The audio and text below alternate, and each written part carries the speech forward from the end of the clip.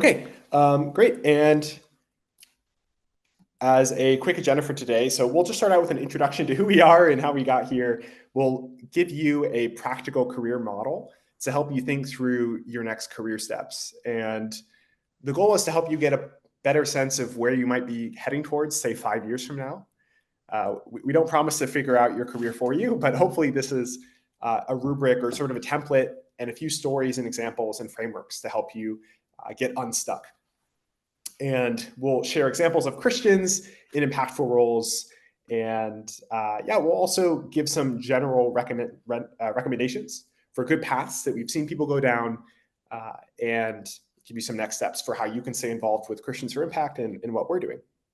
But a little bit about me. My story begins, as far as this presentation is concerned, when I was 18, I got this really cool opportunity to move to New York City to work in financial sales. I got something like a full ride at a good university to study philosophy, but I thought I have an opportunity to go work in finance in New York. And that seems like a really cool thing that you can only sort of do once. You don't get those opportunities twice. And so I did the thing. I did what people told me I should do, and moved to New York and was working a lot of hours and was doing something that was not something I loved or really something that I saw had much meaning or impact. And I was earning money, but I remember at the end of a long week, I was waiting on the J train. This is the train to Brooklyn. And it was really late at night and I was exhausted. I remember praying to God, God, is this really where you wanted me to go? I did what people were telling me to do and what I thought was an impressive, highly prestigious thing, but I felt pretty empty and I didn't see how God was working through my career. I didn't see the impact that I was having with the money that I was earning. And I was at a dead end. And I wonder how many of you are in this place right now. I'm not sure why you came here. I'm really glad that you took maybe an hour and a half out of your evening to join us, or afternoon. This is US. But maybe some of you are here right now. And my goal with Christians for Impact is to help you not end up where I was, help you get unstuck, and also just avoid the reality of some of the lies that the culture tells us about what we should pursue with our careers. But that's getting ahead of myself. I want to pass it off to Alex to share a little bit about her story and how she got here. Thanks, JD. And also, just before I start, can you see whether there's any more people waiting in the waiting room? I just remembered. I do not see any more people waiting in the waiting room. Okay, cool. Yeah, I don't want anyone to not be able But to be safe, let me just triple check. Sorry. No, I think it'll pop up if so. Okay, cool. Yeah, so my journey is quite different to JD's. I think I kind of just fell into whatever role I did, and I wasn't ever really thinking long term. I never went to one of these career workshops because there wasn't really anything like this back when I was at university. So I did my degree in psychology in the UK, and back then I really wanted to be a psychologist and I thought that that's what I was going to do, but quickly realized that wasn't really the path I wanted to commit to because you have to go through so many years of studying and I just didn't want to do that. I wanted to have an impact, especially soon after I became a Christian. I became aware of all of the social justice issues and just so much brokenness that was in the world that I really wanted to help with. And I just didn't know how to do that really. And I went to do my master's in London. Again, was focused on sustainability, but I didn't really know how to put that into practice. And basically just kind of fell into my first job. I got recruited so shortly before I graduated at this company called Conversion. And I had no idea what the company did before I actually joined. I just joined because it was someone had given me a job and I didn't have a plan. I didn't have anything. I didn't know what I wanted to do. But while I was there, I think I just became very unfulfilled in just knowing that what I was working on wasn't actually having like a big difference on the world. I was making more money for clients because what we had to do essentially was increase conversions or purchases on websites. So by improving the UX, and even though that's like quite a good thing to do, like you want better websites, sometimes it's not always impactful, like in the grand scheme of things. But later I realized, okay, maybe that's not for me. I'm gonna try and do like user research. So then I joined this other company called Spotless, and that's where I learned how to research participants. I learned how to create like research projects. And it was more aligned with what I wanted to do because I was actually trying to improve services for the betterment of people and also society as a whole. But again, it wasn't really what I had in mind when I thought about like having an impact or serving God. And so in that job, JD was actually working on CFI, on launching CFI, and I just offered to do a volunteering project with my research skills that I had gained at my previous two jobs. And I did the research project, and then yeah, it went really well. And then a few months later, here I am. So I've been with CFI now for around a year and a half, and really enjoying it. I do the marketing at CFI, so the social media and partnerships and finding people who are excited about our cause and want to promote it to people. But I also put the skills that I gained in these two jobs because at the time that I did them, I didn't think that I was gaining anything because I didn't like the job. But now looking back, I'm really glad I did what I did because I gained so many skills that like got me to where I am now. So I guess that's to say, if you are currently in a job that you don't really like, or you don't really see the meaning or the impact behind it, whatever you're doing, you are gaining a lot of skills that high impact organizations and charities will really value. So just try and think about it in that way because that will make your day to day much easier and better. So yeah, that's me. Awesome. No, thanks, Alex, and we're so happy to have you. And this is really important that we're here talking about this. The average career is something like 40 hours a week for 50 weeks a year for 40 years of your life. That's 80,000 hours. That's a lot of time. That's like I don't know, a third of your waking life. So not that you make this decision once and for all, but it is important how you use that time. It's important how to think about using that time. If each of these dots is an hour, this is just 1/80th of your career. And we're going to spend maybe one of those dots in this call here. So I quit. So I quit the job doing finance in New York, and I got involved in this movement of people who were really interested in researching how to have an impact, how to have the biggest impact possible. And there's a lot of social impact movements that are interested in this question. I got involved through the effective altruism movement, and it's interested in using data and evidence to find the answer to this question.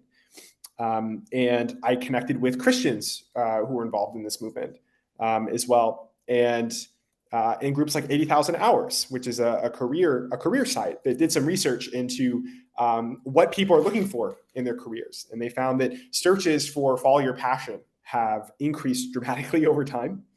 We live in the self-actualized age where we're freed from having to fight for. Many of us are freed from having to work hard just to put food on the table. We're able to spend time figuring out what we're passionate about and do what makes us feel most alive, right? But at the same time, this advice is really bad if you're looking for like a solid foundation for your life. By the 5th year, Jim really regretted following his childhood passion for ice cream. I don't know what you're passionate about, but I know what I'm passionate about has changed a lot over time. And if I decided to choose a career in playing violin or singing, or many of the other things that I liked, even just like 5, 10 years ago, it wouldn't have been a stable foundation for my family or even for doing good for the world. 80,000 Hours also found that only about 3% of high schoolers have a passion that is likely to translate into a realistic career outcome. So what's the better advice? I think Scripture as Christians is what we have in common, what we cling to for telling us who we are and who God is and how we ought to live. And in Scripture, we don't see God calling people to follow their passion, right? But think back on Moses, right? Moses didn't have a passion for public speaking. Yet God called him to to speak prophetically to Pharaoh, and Jonah, for instance, didn't have a passion for sailing, and yet God called him to sail to Nineveh. Um, Joseph presumably didn't have a passion for public administration, and yet he, through a series of providential events, became sort of second or third in hand of all of Egypt. Instead, in Scripture, we see God inviting people to be a part of his redemptive plan, working on problems close to his heart, promoting kingdom impact or redemptive impact, tackling injustices, providing for the poor, caring for creation, and preaching the gospel. And so this idea of following your passion, we think, is the wrong way to think about it. The right way is to think about a career with impact. That's a career that promotes good outcomes that conform with God's redemptive plans to redeem our fallen world. And so a couple of years ago, we founded Christians for Impact to help Christians to find impactful careers that tackle important global problems. These are problems like global poverty or missions or preventable diseases or climate change or animal cruelty or pandemics. And we've recently been expanding these into new areas. We think each of these problems are things that God cares deeply about. There's a really strong scriptural case for caring about it. It affects a lot of people and in very serious ways. These are also problems that are really solvable and that you can tackle either directly or indirectly with your career. So I think as sort of like as sort of a segue into this, I'd love to break up into small groups for just a couple minutes where we could just share for maybe 3 minutes what you're currently planning on doing 5 years from now. If you had to say today what that would be, what would you ideally be doing? And maybe how does or doesn't that fit in with the sort of impact framework we've been talking about so far? So we'll regroup in about 3 to 5 minutes here. Let me make some small groups and we'll take it from there. And if you could just maybe introduce yourself for 10 seconds once you start your breakout, that would be great. Okay. Thank you everyone for sharing what you want to do. So I guess this is the more practical side of how to actually get there. And if you don't know what you want to do, that's completely fine because I had no idea what I wanted to do 5 years ago. So mapping your 5-year career trajectory. Next slide, please. So JD and I and the whole team at CFI, we've developed this career model, and it's just this, it just looks like a pyramid. But that doesn't mean that you have to go in like a particular order. However, the first thing that we always want to emphasize and that we focus on is actually the virtues. And the way I would think about this is the foundation of everything, is the foundation of knowing what problem to work on and working on that problem really well. Because virtues is essentially about developing Christ-like character and becoming more like Jesus, which is what allows us to have as much impact as we can. Next slide, please. Yeah, so we truly believe that the foundation for impact is Christ. Christ was the most impactful person that ever lived, that ever will live, and has changed billions of lives and continues to change people's lives to this day. And we believe that by becoming more like him, we will naturally end up having more impact. We will bear fruit, what it says in John 15, if we abide in him, we will bear much fruit. So that also means impact isn't necessarily measured by the things that we do externally, by the outcomes that we produce in the world. Because sure, someone could, have a lot of impact or seem like they're having a lot of impact externally, but maybe their heart is actually empty. They don't have peace, they don't have joy, they don't have love for others. It's kind of just doing things because that's what they think they should do. But when we abide in Christ and when we focus on not just transforming the world externally, but also transforming ourselves, that's when we have true impact. So we believe that this kind of internal impact consists of developing virtues like prudence and patience and perseverance, humility and hard work, and most of all, love and kindness, because it's, love for our neighbors, is especially even neighbors that we might never see because they live across the world. Love for the world in general is what is going to fuel us to have an impact in the long term and not just as a short term accomplishment. So yeah, we think that's really important. It is the foundation of everything that we do. Next slide.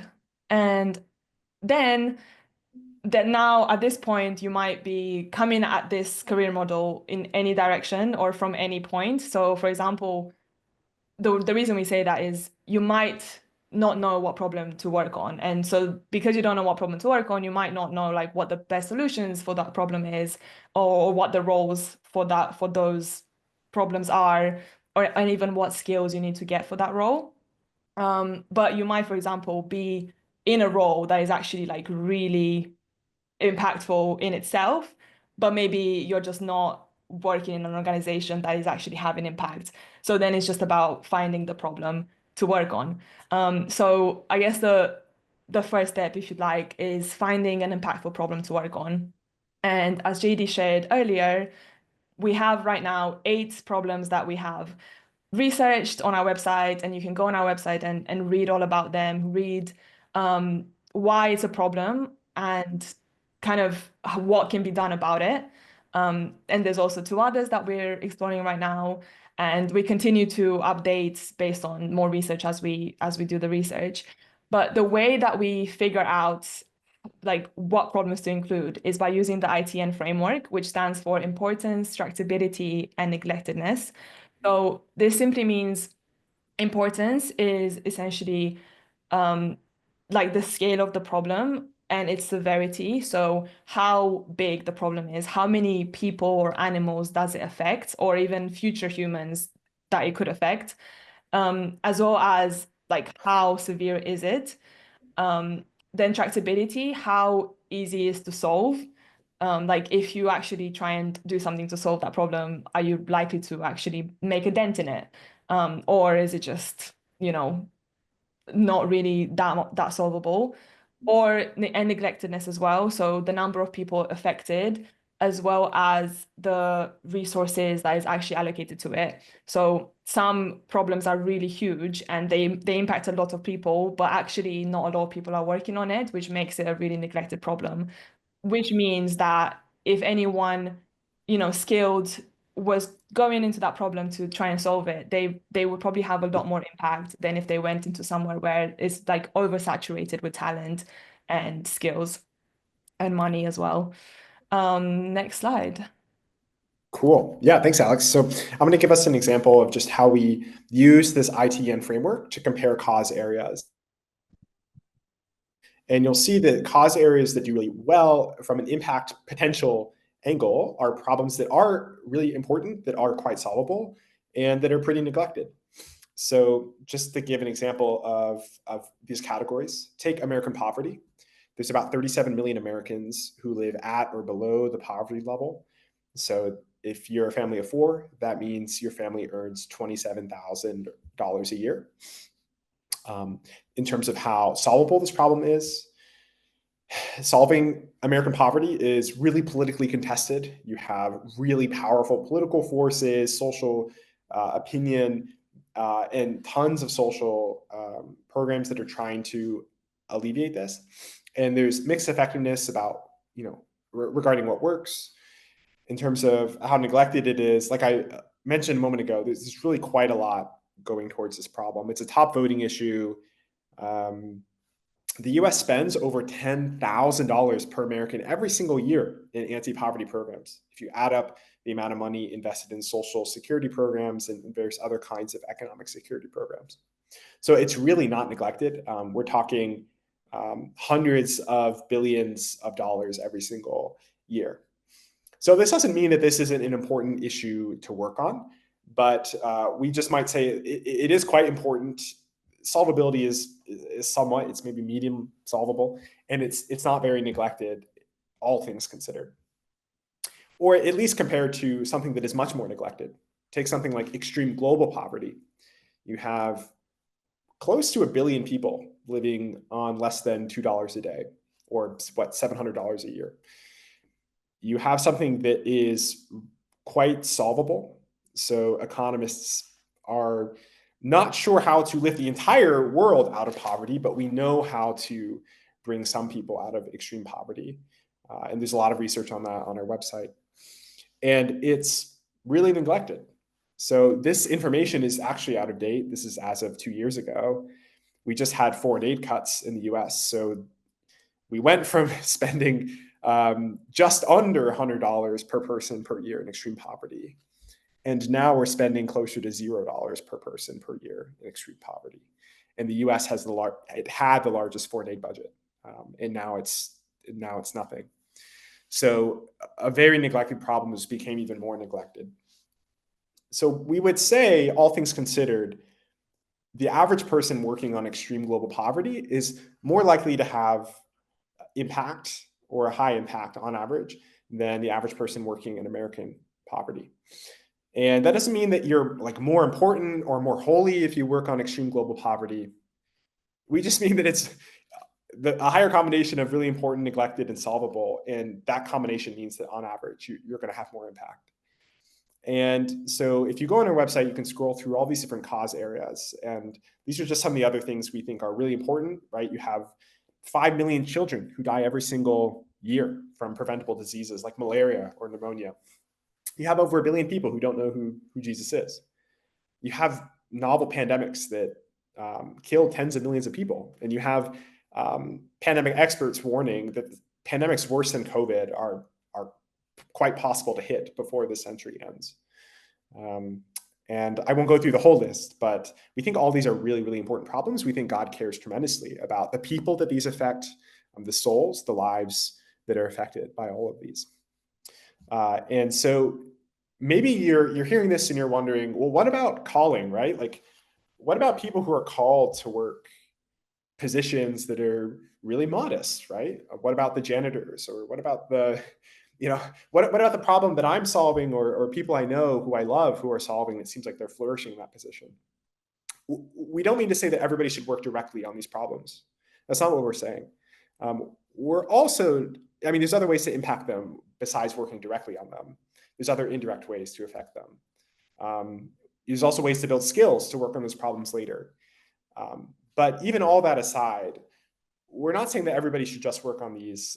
Some people are called to do things that seem like crazy or countercultural or radical for the kingdom. Like Moses had this burning bush moment, right? And we think that happens, right? But we wouldn't say that that's what happens to most people, right? This is a case of extraordinary supernatural calling. And if that happens to you, then definitely listen to it.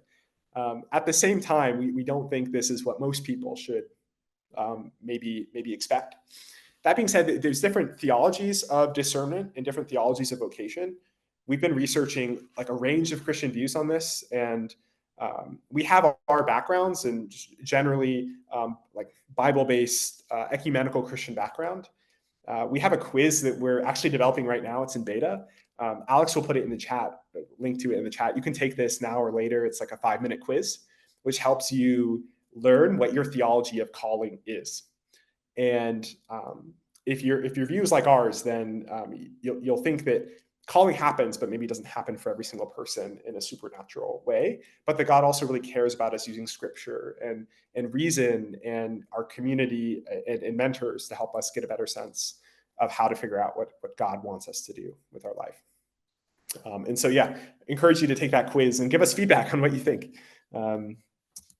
And right now, I'd like to take about 10 minutes for us to work on this ITN framework ourselves. I want you to get a better sense of, given the world's problems, what do you, based on your values and your sense of what's important and how to solve it, what ranks highest for you? Here are some example spaces.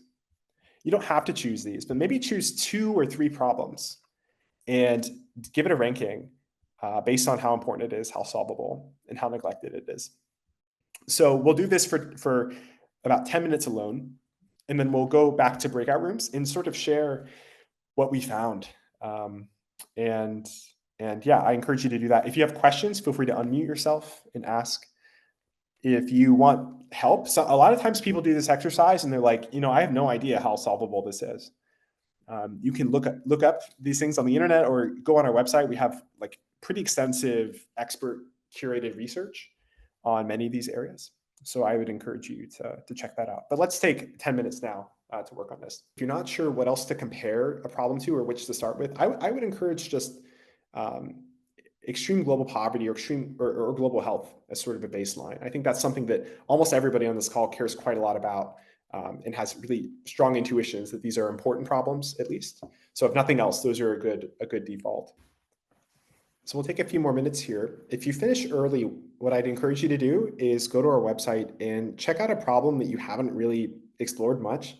If you click on the problem profile that we have just simple 1-minute videos that unpack that problem, why it's important from a Christian perspective, what we can do about it, and how neglected it is. So quick 1-minute videos that are kind of really nice teasers to kind of broaden your perspectives.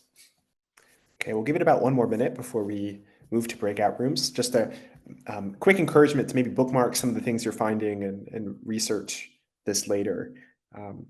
We really encourage spending many hours on this. Some career advisories in our space encourage spending dozens of hours on this. I don't know if you need to spend, weeks out of every single year on this, but I think it's worth at least spending a couple days really digging into the world's problems and how you might best be able to make a difference. So we'll give you just 1 more minute before going to breakouts. Thanks, Alex, for mentioning that we also have a quiz on our website to help you figure out what problem to tackle. So this is our Theology of Career Calling quiz that I just shared with you. On our resources page on our website, we have here at the bottom, we have a quiz for problem area to tackle. So if you're not sure what ranks highest for you or what you should address based on your values, you can take this quiz. It really only takes about 1 minute, and we'll help you do some of the lifting and the research. So maybe check this out if you get a chance. But yeah, let's jump to breakout rooms for just about again like 4 or 5 minutes. Share what we ranked on and what we think about this ranking.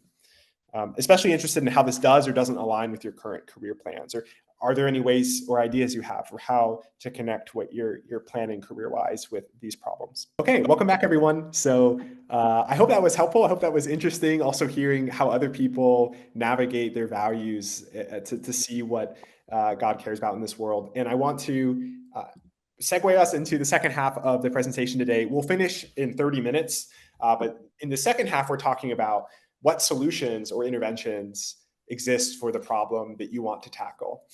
And I want to start out with a claim, which is that the solution or intervention matters enormously.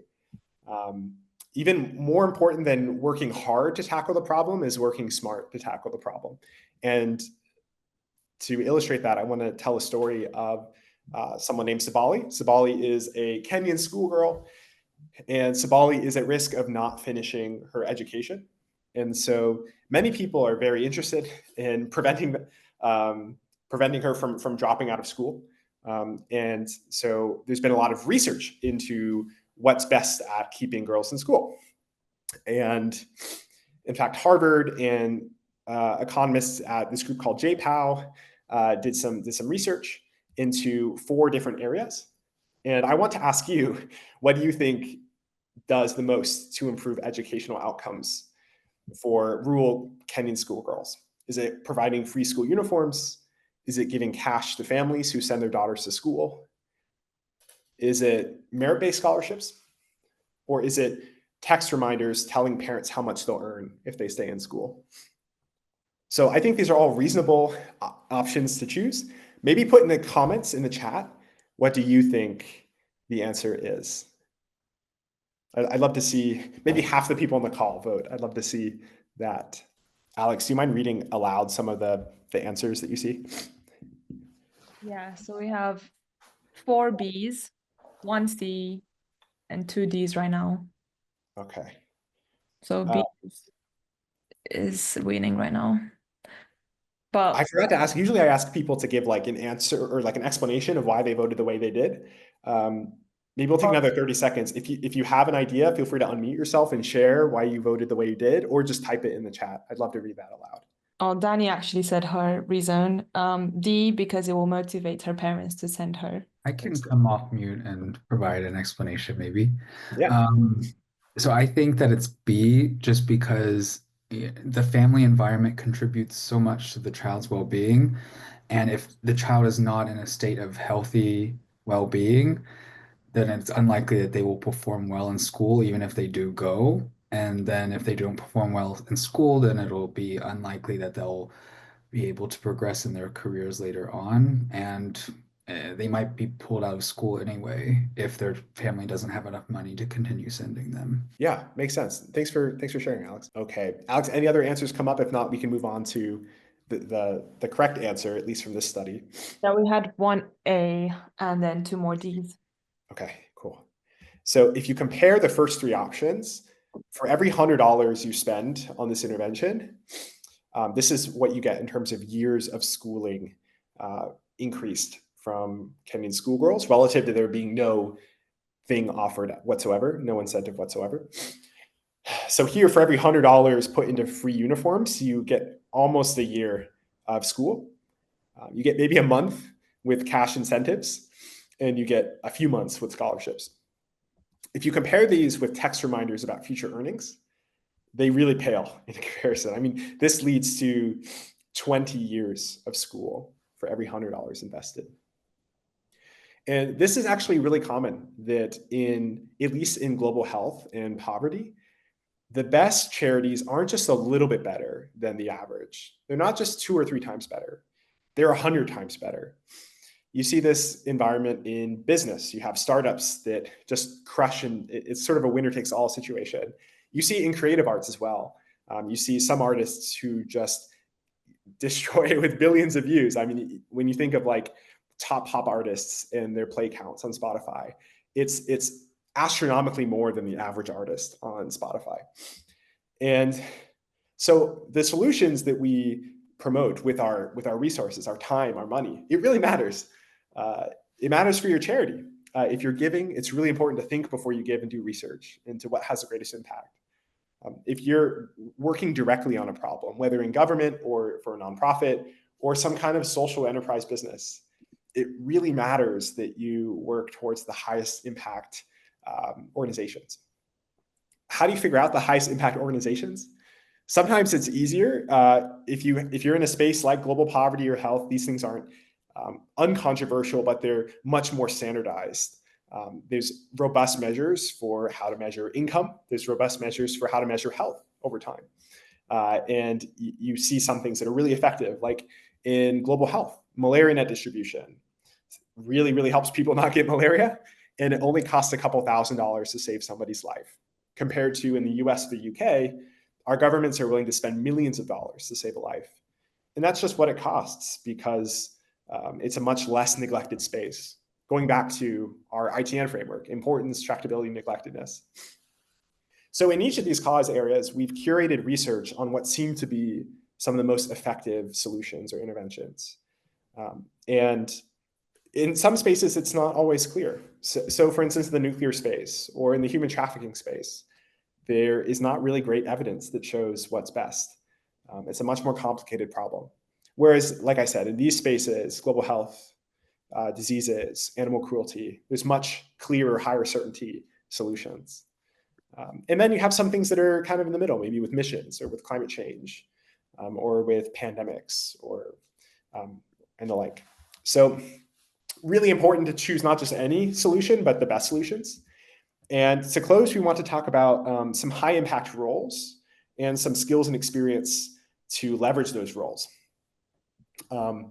So I want to begin with just some examples of people that we've interviewed or that are in our network. These are some of our career mentors as well, if you are interested in signing up for free career mentorship. And I want to show how these real people are having an impact through the kind of framework we're talking about.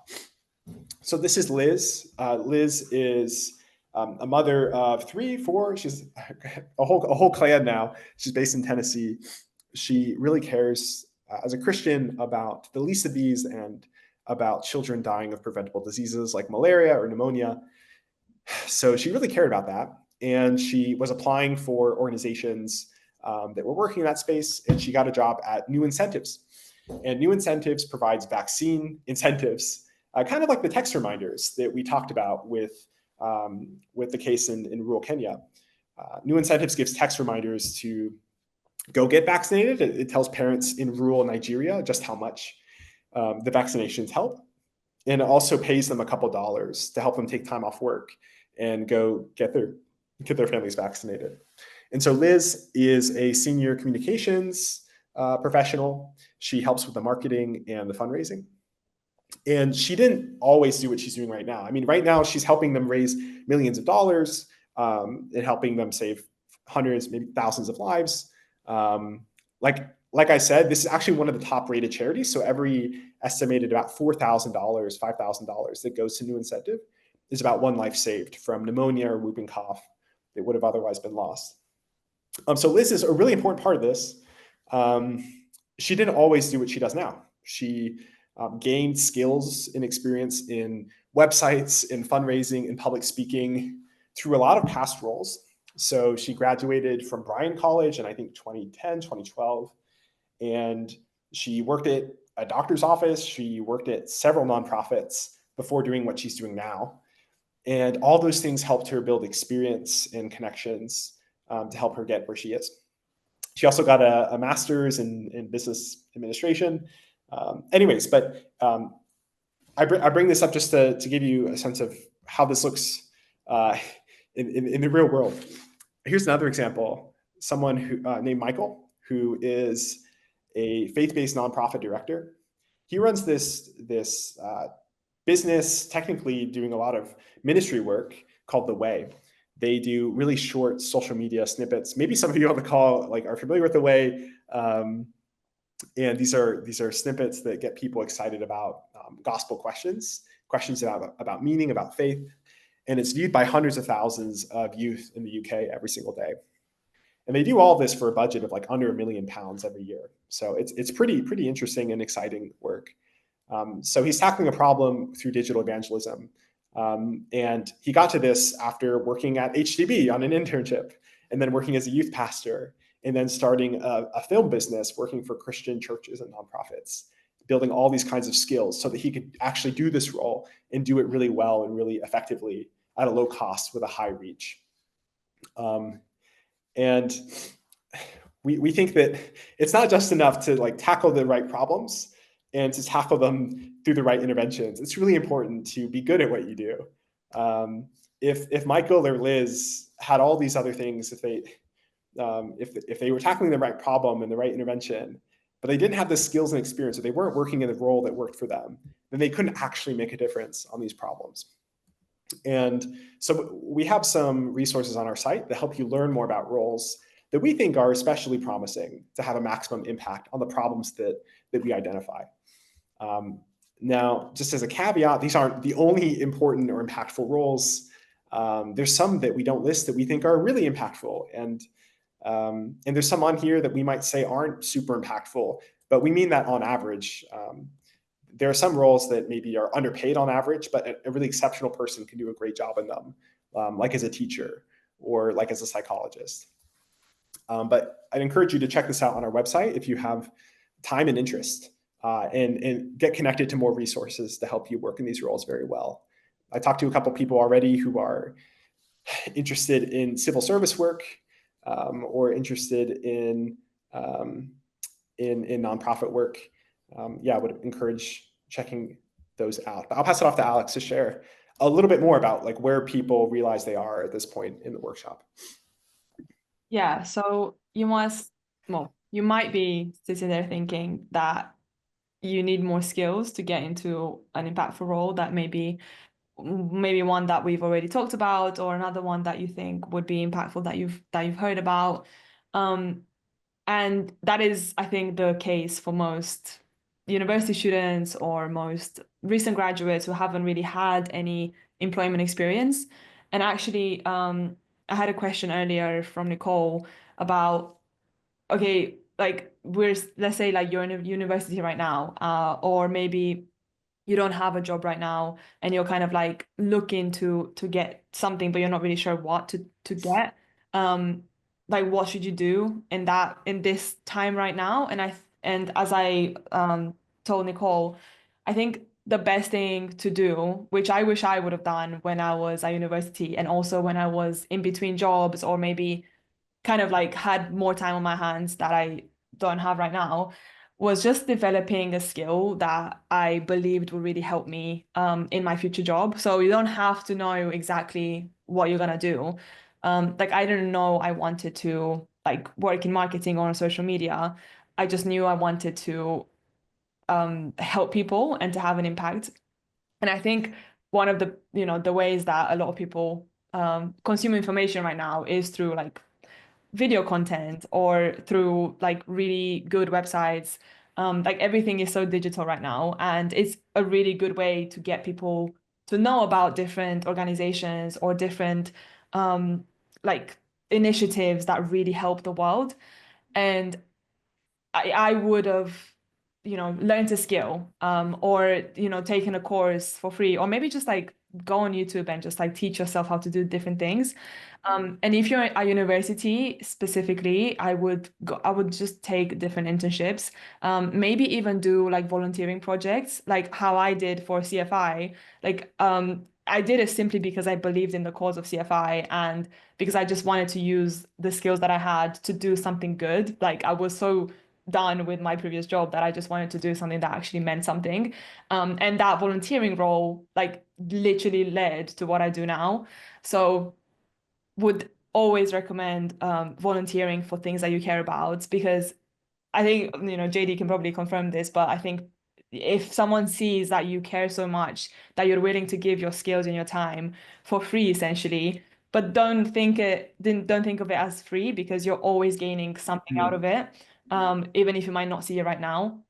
So I would really recommend those three different like approaches, like volunteering, learning, like teaching yourself a skill, and internships if you do have the opportunity to do an internship in something you care about. And even something that you might not be, like if, for example, you're thinking to go into a career, but you don't know that if that's for you, doing like I don't know, like a month internship or like a summer internship, and then you realize it's actually not what you want to do, definitely do it, because you don't really want to like work towards a career that you're not going to end up enjoying, because even though impact matters a lot, you also need to at least like what you do on a day-to-day basis most of the time in order to do it well. And JD, like, feel free to disagree with me here, but No, I agree. I also got funding to start CFI because I was volunteering for a very similar project, and I finally got broken. I told the funders that like you need to pay me to do this, and then it just happened. So I guess similar sort of thing with you, Alex. Yeah, that's amazing. And I think a lot of people who get into charity roles end up like they go through it by volunteering or by just by caring deeply about something. Or even just creating content for yourself. Like you don't have to create like social media content and put yourself out there in that way if you don't want to, but there's even just like so much value from writing blogs, or just doing like carousels on Instagram or something that you care about, because I don't know, I think organizations really like to see that you can create something on your own before hiring you. And then, yeah, you might actually have all the skills that you need, or most of the skills that you need to go into a role that you want. But maybe you just right now you're still kind of stuck in like, okay, what problem should I actually work on? And like, what's the most, I guess, impactful or effective way to help the world? And I think obviously that's kind of what this whole workshop has been about. But to go from here, like if you're still feeling stuck, like our advice doesn't end here. Like we have so many resources on our website, and later on we will share like the next steps, like three very simple next steps that you can take from now on, to kind of help you. Like, going on our website, you could be overwhelmed by like all of the good content that we have, but we've kind of like structured it in a way to help you more. And one of the best things to do is just like talk to people who are working in that area. Like we essentially have a network of like 100 people, probably more, of different careers, different interests and career and like problem areas. And you could just like send a LinkedIn message, or maybe just like apply to talk to them like through our career advising, and just ask them like why do you work there? Why do you think it's so important? Like why would you recommend working here, or why would you not? I think that's a good thing to do as well, because people are always willing and happy to give their advice to someone who like they relate to because they were them like 10 years ago or 5 years ago. So yeah, don't be afraid to like send messages to people and just like ask them like about their own career paths. Yeah, and we want to help you do that. We think that's super important, is talking to more experienced Christians who have the skills or just have the vision or expertise. And you can do that through like, yeah, we're not to bury the lead, like through our one-on-one career advising. That's totally free. You can also do it at our conference. So we do a conference every year in the US and the UK with about now coming on about 200 people. Just in November, we had one in London with the Archbishop of Canterbury. And we'll have some more this fall in the US and the UK. So that'll be DC, London. And if you want to know like when those are happening exactly, sign up to our newsletter because that's like the best way to kind of keep up to date with all of these conferences and events. So yeah. Yeah, awesome. So we'll just breeze over this because we don't have a ton of time left, but maybe you have like a role in mind or several roles in mind, and you need to figure out how to build the skills for those roles, or at least we would encourage you to spend time doing that. I'll bring an example from my life. I was graduating university with an economics degree after I did the finance thing. And I was really interested in doing CFI, but I was also very interested in economics as a tool to help others and also to teach it, development economics. And I just did an assessment, really. I didn't have the tool that we created, but I did this and I saw other people doing this, and it was really helpful. They looked at what skills they needed for that role, and then they assessed how much of that skill they had. And then they looked at how, like, what they would need to achieve like sufficiency in that skill enough to do it well. And then they just ask themselves, do you want to do that? That's part of what our career guides are helping you do. So for different impactful roles, we help you see what kinds of skills you need to do those roles really well and figure out what it takes to do them. In my case, for economics, I realized I had to take real analysis and like complicated math classes that were harder than anything I'd done before, and definitely not something I wanted to do. Whereas looking at CFI, nonprofit entrepreneurship, these were things that even some things I hadn't done before, I really wanted to do them. These are skills I wanted to build. And that's a really good sign that's a better path to go in. So maybe take a screenshot of this. If you have two roles in mind, this is one way you can compare. And we have a career guide with like actually extensive comparison tools to help you also compare other important things, like how do these two roles affect your family? How do they affect your health? How do they affect your relationship with God? Other important things that we think are relevant for Christians making a career decision. So now before just closing, we just want to take 5 minutes, give you a chance to try to map out your own career model. Think about a role that you might want to do in 5 years, and then think about what kinds of skills and experience do you need for that role. What kind of intervention would that role do or affect? What kind of problem would it tackle? And what are some virtues along the way that you would need to grow in to become more Christ-like? Yeah, one intervention might even just be money that you can use to give to effective charities. So, no problem if like the role you're looking for is just a high-paying role. That might be the case for you. So, or just something that helps you build experience to do something later. So yeah, let's take 5 minutes to map this out ourselves and then close with prayer and some final tips. Maybe you don't know, maybe just put some question marks next to things to research later, or apply for mentorship, one-on-one career advising, and mention this framework and what you needed help figuring out. We'd love to help you brainstorm that. So for the sake of time, we're going to move on, but I encourage you to finish this later if you haven't finished it now, or if there's other problems that you care about that you want to do a similar framework for. Maybe you might need several of these for each one. But just to close, yeah, Alex, do you want to share about these different pathways that we recommend just in general? Maybe also answering that question that somebody raised earlier. Yeah, so the first one would be, again, building skills / career capital, which is, I guess, the path that I kind of fell into without realizing. So this could mean going into a non-impactful job at a really good organization that teaches you a lot of skills, or that maybe has a lot of like personal development time or budget. A lot of companies do that actually, and maybe like not looking at it in terms of like I'm gonna have a lot of impact in this job, but rather I'm gonna gain so many skills or build my network in such a way to really set me up for the future. And career capital is like it encompasses like networks, skills, even money as well, just like resources that you can use later down the line.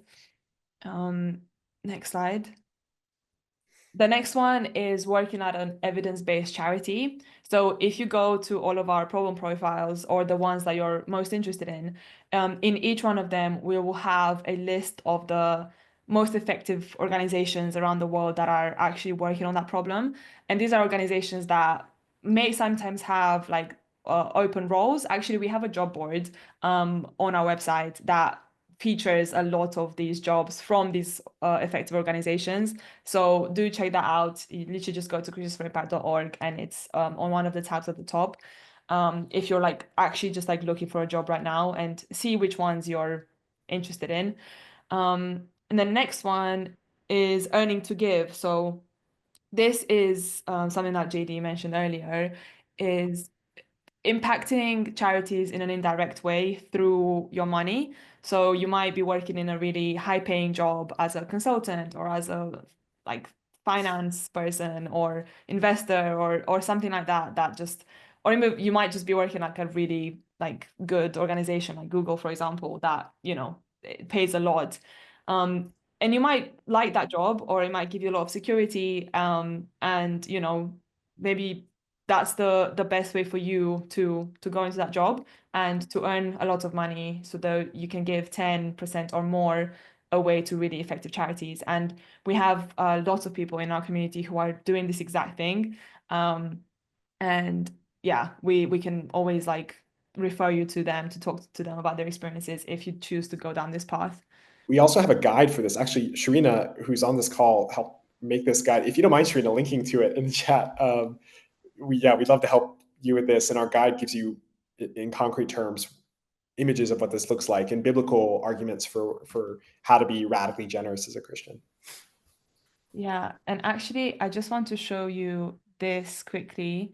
I shared it on the group chat just now, but we have like these 8 interviews of different Christians doing different things. So one of them is actually earning to give, but we have like also like digital missions or like global poverty.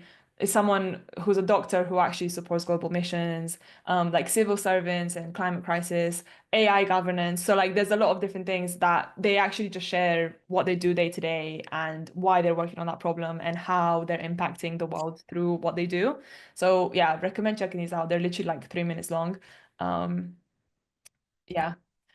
Awesome. So just to quickly wrap up, this is a plug. We'd love for you to sign up for free one-on-one advising.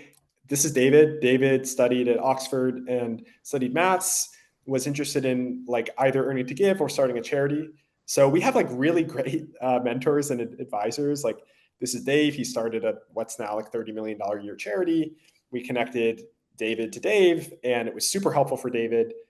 Similar story for Hannah. We did a similar thing with her, with someone who has a medical background as well, but also missions know-how, who started a missions charity. And people have just had great experiences with this. We've advised now, I think, over 100 people. We've only been around for doing this for about 2 years, but we've had hundreds of applications, and we can't take everybody. But if you're on this call, we'd love to talk to you. And yeah, to do that, you can find that on our website.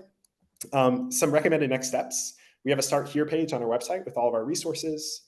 We have a 10-minute guide summarizing what we talked about. We also have a more extensive career guide that you can download.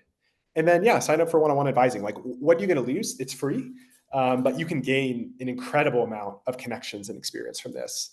And we'd also just love to pray for you and give you like a solid faith foundation for your next steps, help you really rely on God and talk to other Christians who are approaching it from that same faith angle.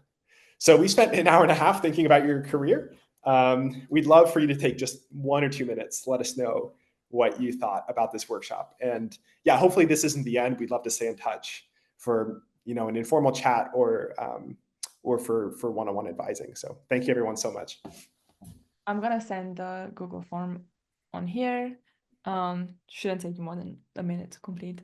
But yeah, we really appreciate your feedback, and we always try to incorporate feedback into our next workshop, because we tend to do these workshops like every few months. So yeah, this will help future attendees have an even better experience, hopefully.